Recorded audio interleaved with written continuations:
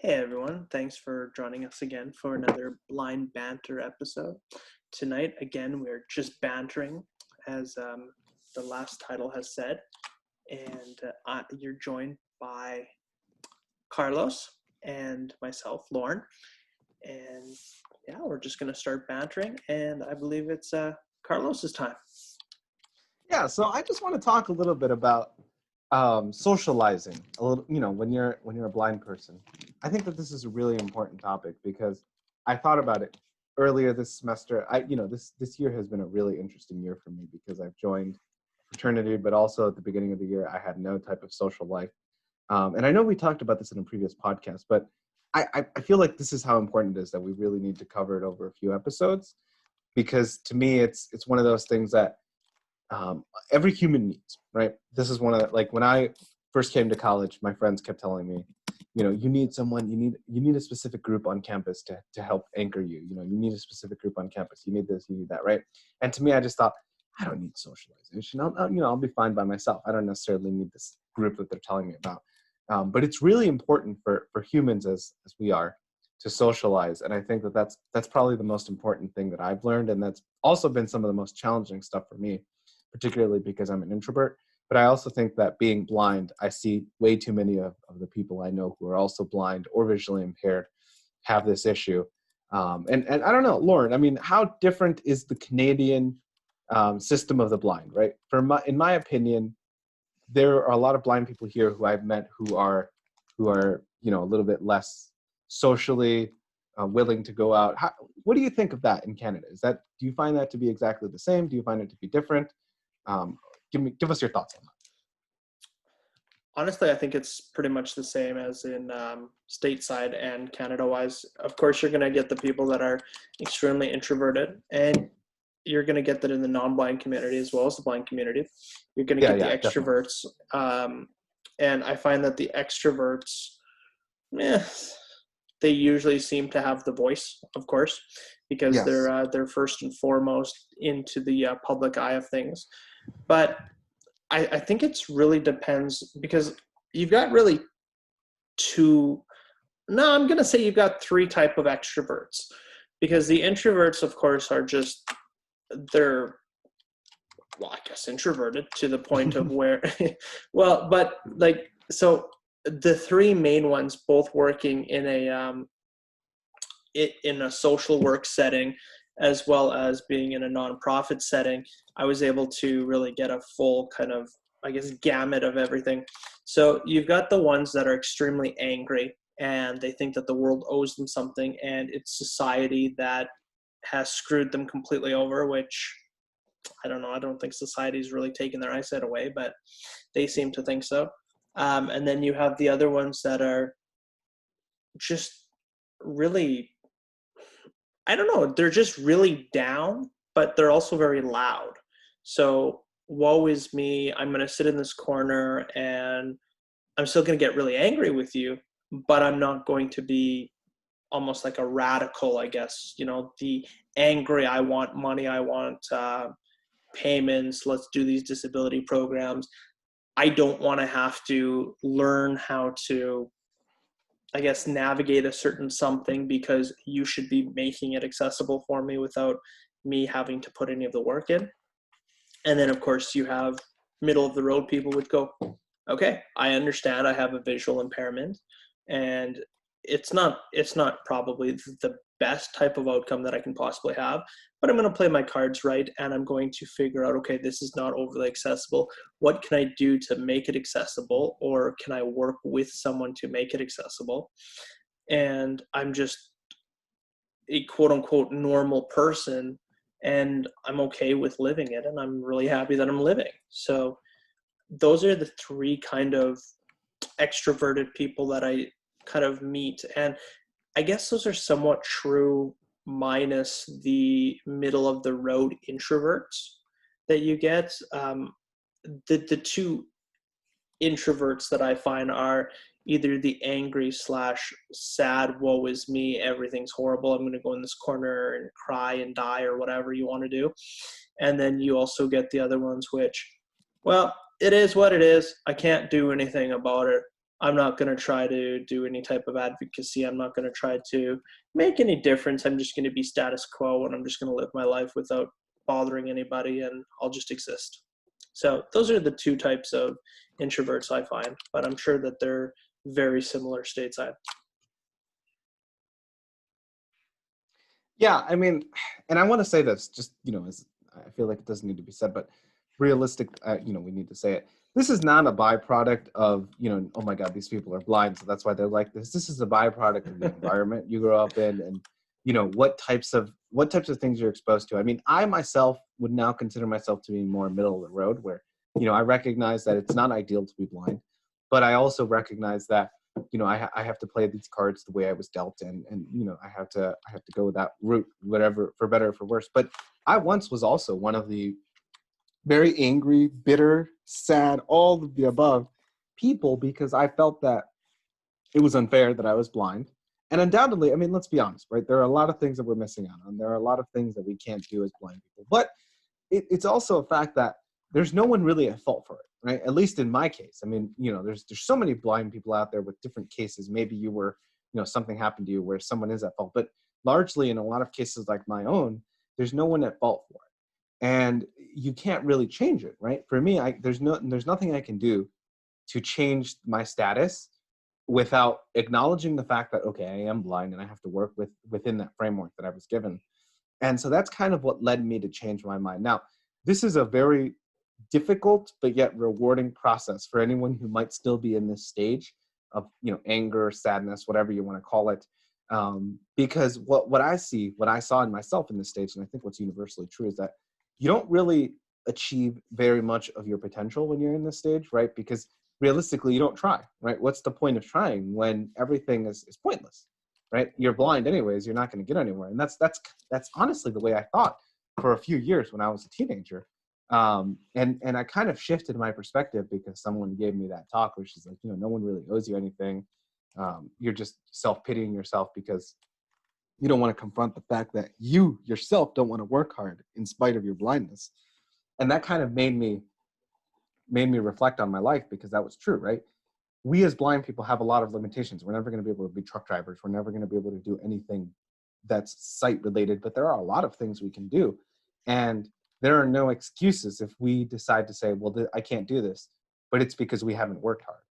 And so that kind of really changed my perspective. And that really led me to be a lot more of the type of person who I am now, where I'm like, you know what, I'm looking at a situation. Okay, I need to do X, Y, or Z. Like, just to give a great example, I had a statistics class this semester where we needed to use a specific software that was very inaccessible to me. It's like all point and click. There's just no way that this thing would have been made accessible. Now, a lot of people would have been angry. And I was angry because this software should be designed with accessibility in mind, right? I'm not saying that it shouldn't. I'm not saying that it's okay that it's not. But realistically, I was also kind of excited because it presented me with the opportunity of learning another software that is really important in data mining, and that I had tried to learn in the past, but there was just no incentive for me to learn it. So why try? But now there was actually an incentive for me to learn it, and a reason for me to learn it. So I spent my time learning it, and I definitely spent a lot more time than the rest of my classmates on this project, right? Because whenever we'd be given a homework, most people would finish it in 2 hours. I might take 6 hours. But I was also learning a valuable skill, and a story that I could tell to people and say, hey, look, this is what I did. This is the skill that I now have because of the fact that I couldn't use this other software that was accessible. And people are far more impressed by that skill than they would be by me saying, hey, I can use the software that everyone else can use that literally takes like a couple hours to learn. And so always that's kind of the perspective that I take. And I think, Lorne, you take a very similar perspective where no matter what your situation is, and this doesn't just apply to you as a blind person, right? This applies to anyone who might be facing a difficult situation. No matter what your situation is, always look at the positive side of things, because there's always a positive side to everything. There really is. And if you don't look at it, then you'll never take advantage of it. But if you do, and there's no way that you can change your situation, like me, you will find that you can maximize the situation that you're in. And you can really kind of take your blindness or your disability, whatever it is, and take it to your advantage and make it work for you. Lorne, I think you should share a story. Do you have any similar stories? I know you always talk about thinking outside the box and problem solving. I mean, do you have a specific story that you could share with us? Oh, there's so many. Give us the Just best to one. kind of, yeah, just to kind of quickly touch on it. Now, I've dealing with a lot of people with visual disabilities. The number one thing is I can't believe this product is not extremely accessible. And I'm going, okay, but if we look at that stats program, for example, in a perfect world, you'd be able to make it accessible, no problems. But how many people with a visual impairment do you think have to run across this specific program? So if you have something, let's say Well, I think 0.5% of your users, or even let's say 1 or 2%, like I understand that obviously it would be helpful to have it accessible, but from a financial slash stats perspective, I don't know if it would be really, like, I guess, cost effective for the creator to make mhm. it accessible if they don't know and if they're not set up for it. Now you have other standards like WCAG or WCAG, which makes the websites more accessible and different things like that.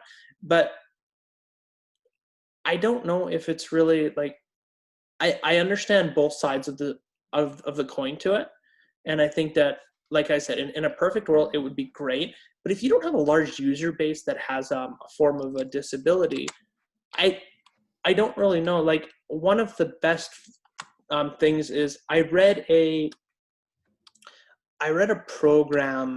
um, a program briefing through the Canadian Human Rights, and it was about a pole jumping um, course, and someone with a wheelchair tried to sign up for it, and they weren't even able to get into the building because there wasn't a ramp. But a pole jumper, like I guess a pole vaulting company, it wouldn't be something that you would think off right off the top of your head. Is you've got these people that have to be in perfect shape to be able to jump over the poles. You can't make that accessible. No, yeah. So it's I like, don't see how you could. no, I, so the the respondent didn't really have any ways of trying to make it accessible, but just having something within such a broad way, like you just said, you can't necessarily always have everything accessible to you, but being able to, I guess, think outside of the box for many things is always, well, I find is extremely beneficial. And I think one of the easiest ways for, well, I guess for me, going back to the initial story, is probably just being able to deal with a lot of the companies around here in Ottawa being able to go in there and they've never thought about accessibility, and being able to kind of go in and explain to them, okay, this is what you need to do, this is what you should do.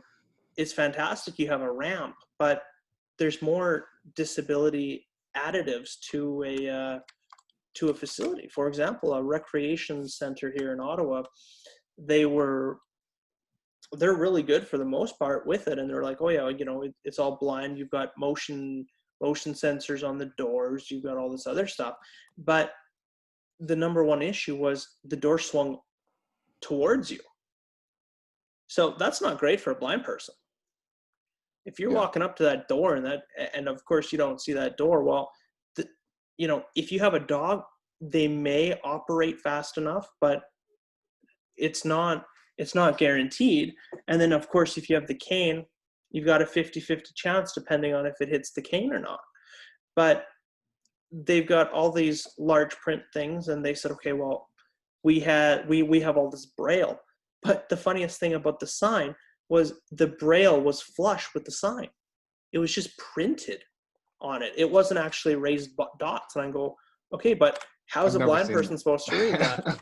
And it was just literally like, it was just a surface printed on with the thing for like men and women. So I'm going, okay, but it's not raised. And the response from the facilitator was, well, how are they going to feel it anyways?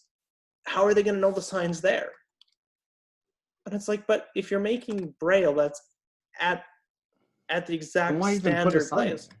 Right. Well, yeah, exactly. And that's what I asked them. I said, so then why do you do the dots? And they go, well, because that's what the law says. Like, no, the law says that you have to put braille, and it's supposed to be this far up from the ground on the either the right hand or left hand side, depending on how the doorway is. And you really need to kind of focus going down that way, and you have to follow the the law because it's there for a reason. But it just didn't it didn't like they didn't grasp it because again, being blind is really an unseen disability for a lot of people. And I've kind of had both sides of the coin where I had my vision for a while and I had a license for about 6 weeks.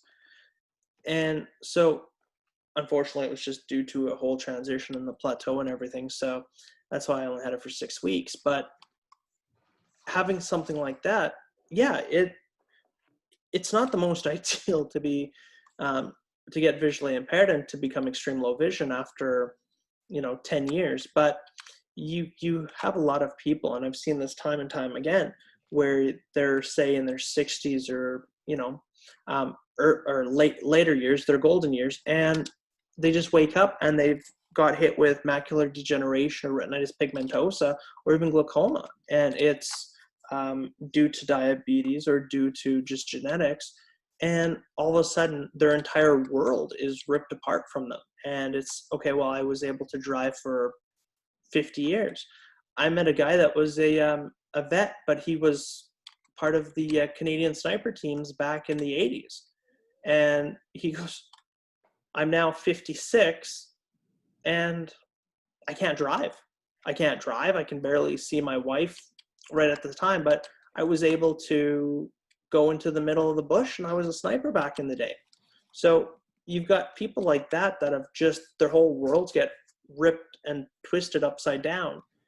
But it's all really, like you said, it's all about the environment and how you take it and what type of person you really are on learning about it. But I find that thinking outside of the box, especially nowadays, seems to be so important. And there's so many people that want to do it, but they just don't know how to.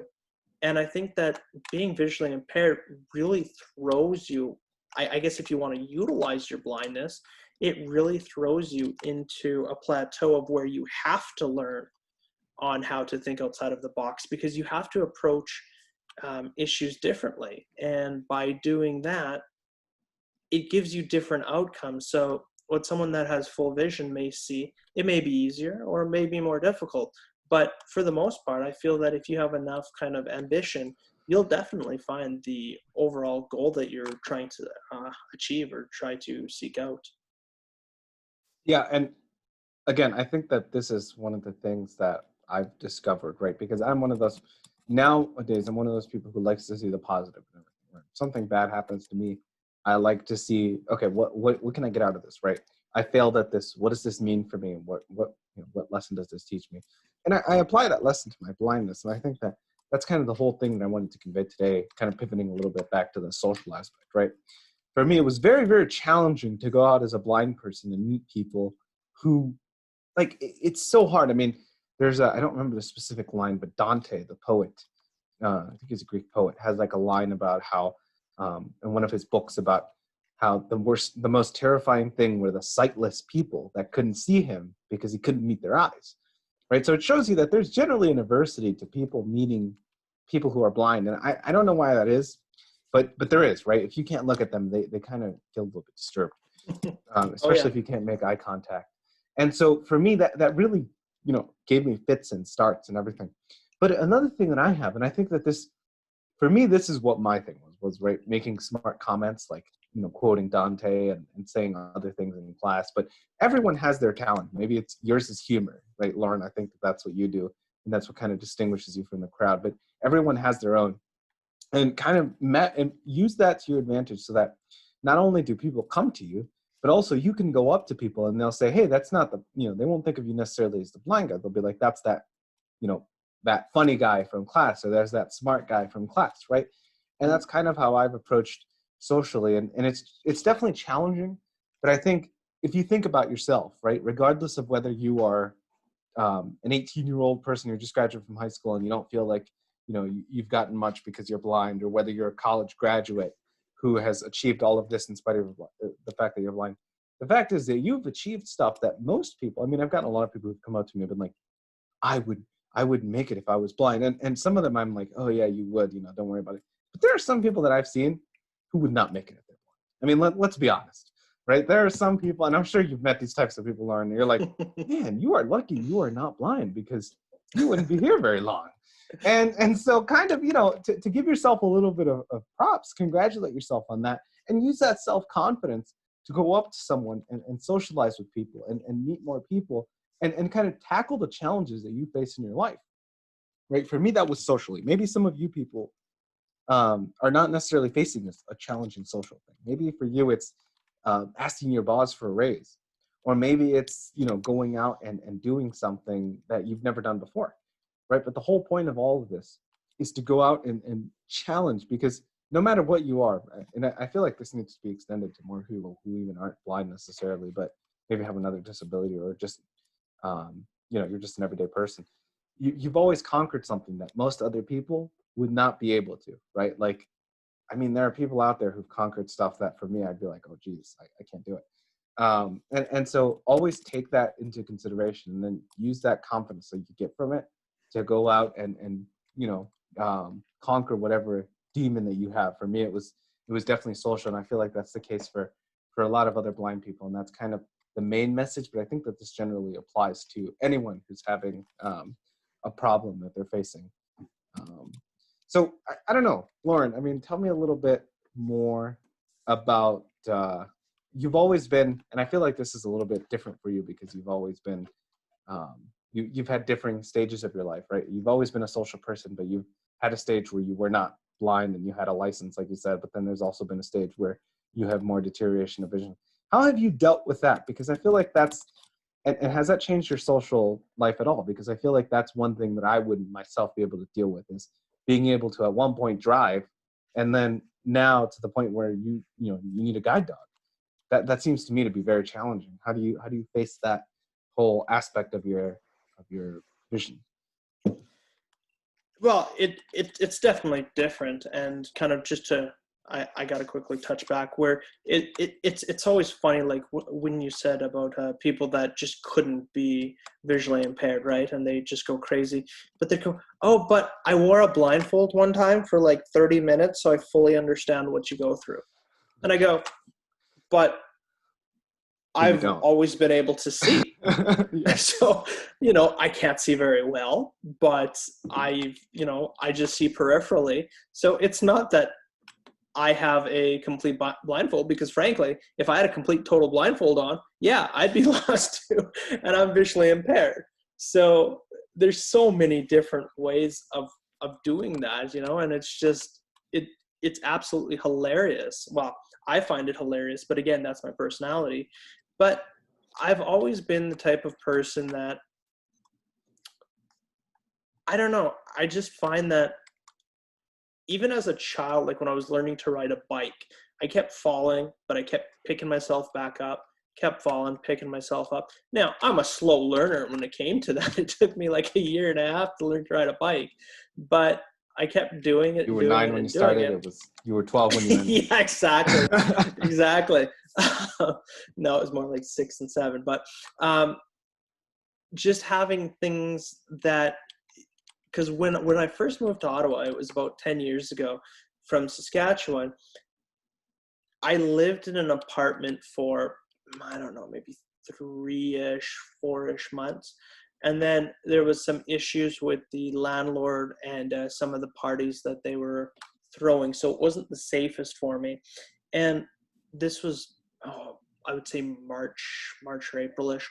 And there wasn't any place that I could find right off the bat, because it happened so quickly, that I literally took an ad on Kijiji, which is like the Craigslist. And it was a garden shed. It was a garden shed. And they ran literally a cord from the main house to the garden shed, and they had a power bar. And so I was always working anyway. So I had a nice little, like a blow up style bed there with like the those military style cots with the blow up mattress and the tubular frame. And I stayed there for roughly 2 months before I could find out something that I actually thought was good, and like I moved into it. But I came to Ottawa with 2 duffel bags and a laptop case, and I was losing a lot of my vision then, and then it just went downhill completely. But to me is I was alive, I was able to move forward, and I never felt that I lost any of my social capabilities. Now, I didn't want to see people as much, but I definitely didn't have an issue with socializing with people or having, I guess, major depressive episodes. Now, not to mention, or not to say that, during the whole process and progression of my my vision lessening, I don't have those times. Of course, I have days where I'm just extremely peed off, and it's like, why Hmm. can't I do this? Or I was able to do this 3 weeks ago, but due to the progression, I can't do it anymore.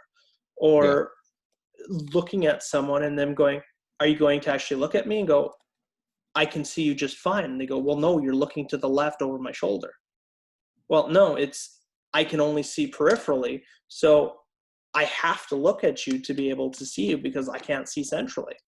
I Yeah. have I believe they call it type B retinitis pigmentosa, and as well as like type B AMD, where instead of seeing tunnel vision, it's the straw is completely blocked, so I can only see around me, and I can't see far, but I can see enough around, as I tell people, to get in trouble. So, and I'm extremely light sensitive, so anytime I go outside I have to wear sunglasses, and in many like shopping malls and stuff, of course I'm always wearing sunglasses as well. But I don't have, if you look at me, it doesn't look like I'm visually impaired, or it doesn't look like I act that way. And I feel that just being, just knowing that other than my vision, I'm completely capable.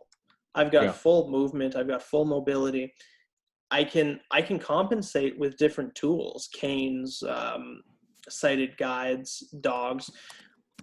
I can compensate for that. So for me, I would much rather have lost some of my vision than have limited mobility or absolutely no mobility, period, as I find that that would be a lot more difficult to do. And socially, I guess just due to the progression of everything, do I miss things? Yeah, I used to be an avid reader, and I would spend literally weekends completely in bed reading books. And I loved reading. I would read for hours upon hours upon hours, to the point where my mom would say, well, are you going outside? No, I want to read this book. So I really loved reading, and my favorite store was like Chapter / Indigo, to go out and purchase books. Or I was always at the library, and I always had, a list on my quote unquote library bookshelf that had like 30 books. So being in a small town, I always had my librarian always order books, and as I was finishing one book, she'd say 2 have come in. So I was always very big into that. And there's nothing like actually holding a book and being able to read it, compared to doing, I guess, audiobooks now. And yeah, I do read some audiobooks, but I wouldn't even say it's 25% of what I read. But I like to do research on things now, and try to pass my time with learning different things, or doing research on the internet. But yeah, of course, I use voiceover because I find that just reading large amounts of text now is so taxing on the eyes, that I would rather have just that, I guess, that vocal reading to me. And that's, again, due to the progression of my visual impairment. And I'm going to say about 6 to 8 months ago, I was using voiceover maybe 50% of the time. And now I'm seeing it about 75 to 80% if it's more than, say, 2 paragraphs. And it's just, as it progresses, I have to learn more and more on how to compensate for it. And it's no one's issue except for mine, but I've been very lucky to have a very good support bubble. But I feel that with the support bubbles, it is what you put into it. Yeah. So if you're very negative, it's like someone that doesn't have any visual issues. If you're negative, you're not going to have a great system. But if you're Definitely. positive, people are going to want to be around you. And it's not due to blindness. It's not due to anything. It's strictly the type of person and personality that you want to portray. If you give out, you're going to give like you're going to get. So it's really just basic humanities, I guess, if you want to put it that way, that having something like that would benefit anybody. And I'm sure you see the same thing. Yeah, I mean, well, thank you for sharing the story, Lauren. I didn't know. Oh, you know, obviously have heard a few elements of it, but I didn't know some other elements. So thank you for sharing. Very powerful and inspiring story. But I think, yeah, like you said, you really get what you get out of it, right? And that applies to anyone. If you come in there with this idea of like, I want to change and I want to, you know, get as much as I can out of this, make the best of this situation, you know, to use it overused cliche, um, then you definitely will see more positive results than if you come in and say, well, you know, it's over for me, right? Because I can tell you, you know, I've known you. I didn't know that you were using voiceover more often, but I haven't noticed like this deterioration in your outlook. You haven't come to me and said, you know, Carlos, the world hates me. I haven't had any success in doing this. I haven't had, you know, my The vision's world deteriorating. sucks. Yeah, exactly. You Yeah, haven't said that to me. Like to me, the image. I mean, maybe you know, you go home and cry after you talk to me. I don't know, but hasn't you know, happened yet. I don't get that. I don't get that impression. But you know, the whole point the whole idea that I get from you is, you know, as a person who's like, okay, this is happening. What can I do to fix it? Well, I can't do anything as a, you know, to stop it, but I can do something with the results, right? Mhm. And I think that that's kind of the impression that I've taken to my life as well, right? Because, like I said, there was a period in my life where I felt like, you know, I'm blind. I'm not going to be able to do anything. I have a lot of barriers in my life, and that just isn't true, right? You can use that. I mean, I've talked to people who have said, like, use the fact that you're blind as a differentiator, because all the other people who are doing what you're doing are not blind, and you being blind and having a dog and doing all of this is going to completely stick out in their minds as going, you know, that Carlos guy, yeah, that guy who did this and that. And you know, to them I might just be the blind guy, but realistically it'll also help me associate them, help associate with me positive things. And that's kind of how I choose to look at it. And I think that that's kind of the way you choose to look at it, right? It's not about, you know, you really can't deal with the I don't want to use the word problem, but the circumstances, I guess, the circumstances that you're in, but you can deal with the outcomes.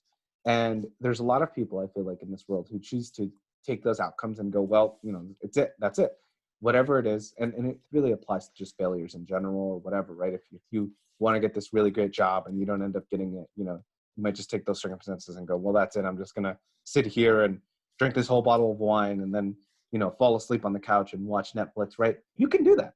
And there's nothing, you know, to a certain extent, as long as you're not doing that on a regular basis, there's really nothing wrong with that type of thing.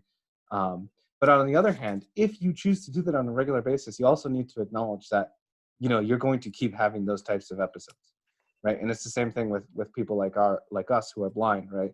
If we always say, well, it's because I'm blind that people don't want to talk to me, well, eventually it's going to become a self-fulfilling prophecy. And if you want to break that, the way to break that is really to just move forward, go up. Like one of the things I do. Hi, you know, I'm Carlos. Nice to meet you. And so many people are like, yeah, I know you. You're in my class. You know, nice to meet you. Right. Or, yeah, you know, you mentioned X, Y, or Z in class. Yeah, I thought that was cool. Right. Nice to meet you.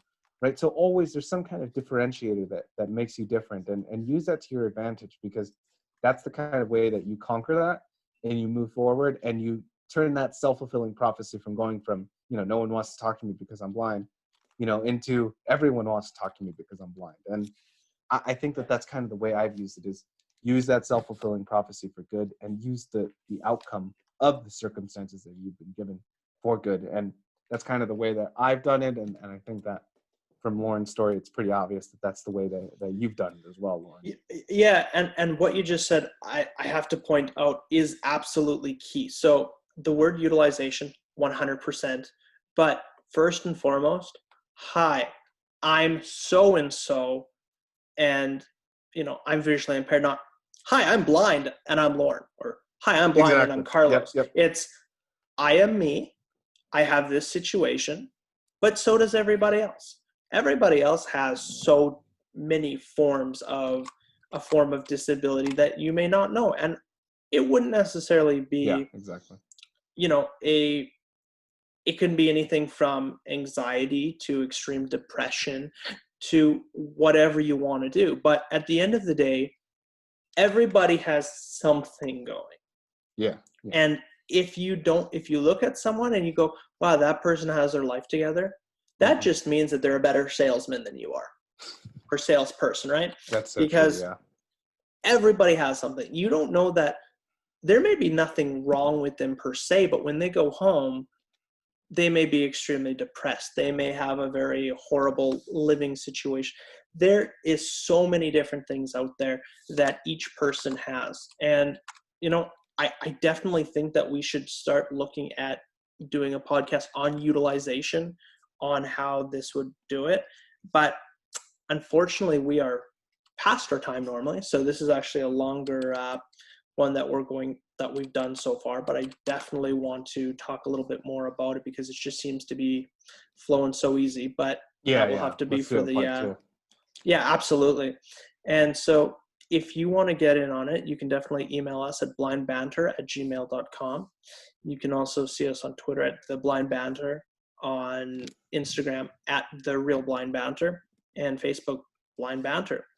So until guys, next time. Oh, feel sorry, go free ahead, to Carlos. Yeah, I was just going to say, feel free to email anything or, tweet us, whatever. Any kind of, ideas you want us to cover or criticisms. I mean, maybe you disagree with our point. Definitely let us know because we want to try to become I want as a disagreement. Come on. Right. Like we want to I'd become love as to talk open-minded about as it. possible. Of We want to course. become as well, well-versed as possible. And if you have a disagreement, you think, well, no, this is a unique case. Let us know. We want to discuss it. So, For sure. please contact us. Perfect. Until next time, everybody. Thanks, Stay guys. safe.